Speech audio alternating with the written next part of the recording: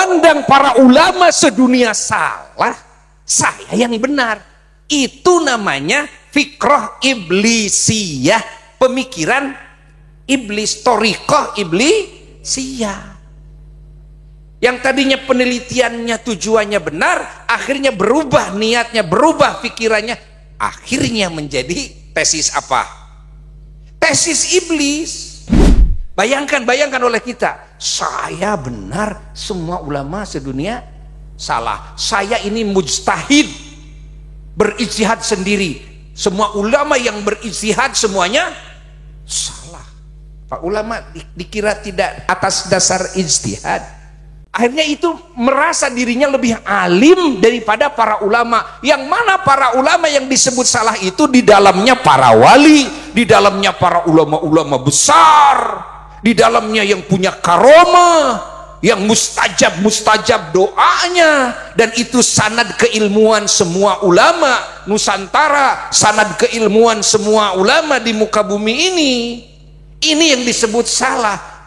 Bayangkan bagaimana bisa dianggap ini benar?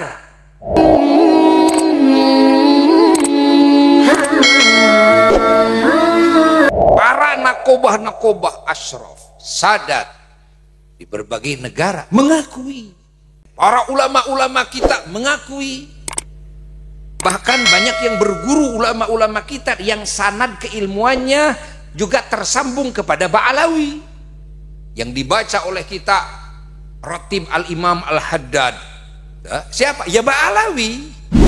Banyak menyebar, bukan cuma di Indonesia, di seluruh penjuru dunia.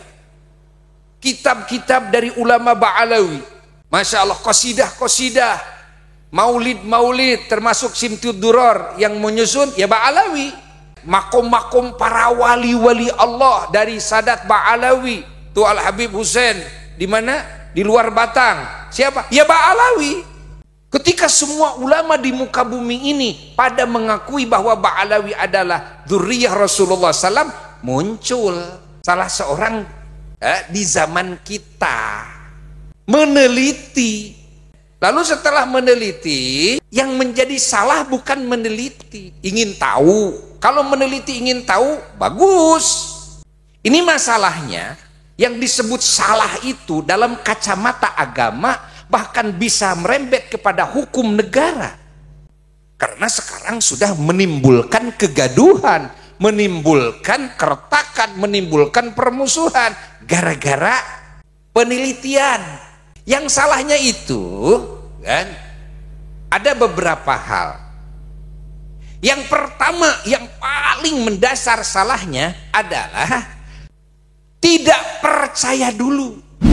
Hilangnya kepercayaan bahwa Ba'alawi ini adalah dzurriyyah Rasulullah SAW.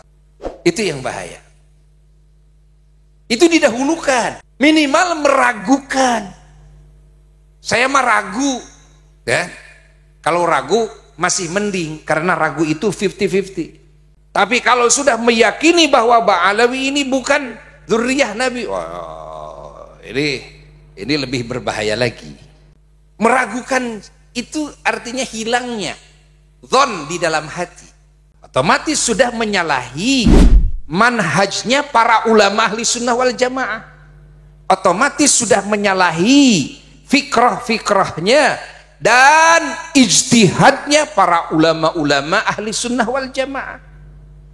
Ragu saja. Loh, para ulama ahli sunnah wal jamaah ada yang ragu enggak?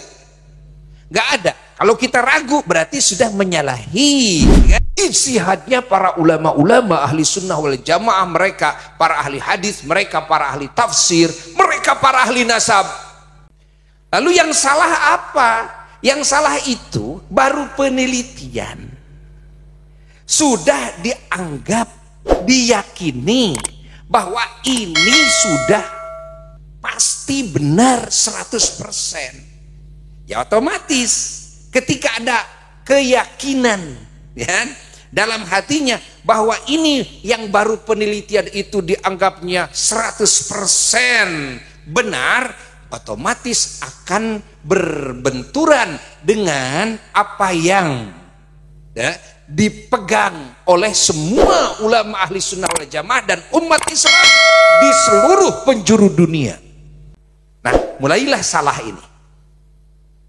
Pemikiran ini mulai salah. Jadi yang hasil saya yang benar, yang lain semuanya salah. Saya yang benar dari perasaan dirinya sendiri. Nah, ini yang salah. Inilah mulailah pemikiran ini, namanya pemikiran syaitan, pemikiran iblis. Cara berpikir seperti itu, memandang para ulama sedunia salah, saya yang benar. Itu namanya fikrah iblisiyah, pemikiran iblis, thoriqah iblisiyah. Yang tadinya penelitiannya tujuannya benar, akhirnya berubah niatnya, berubah pikirannya, akhirnya menjadi tesis apa? Tesis iblis. Ya bayangkan, saya yang benar, semua ulama sedunia. Bayangkan coba, bagaimana coba bayangkan ini. Bayangkan oleh kita, saya benar, semua ulama sedunia salah. Saya ini mujtahid, berijtihad sendiri. Semua ulama yang berijtihad semuanya salah. Pak ulama dikira tidak atas dasar ijtihad. Hah?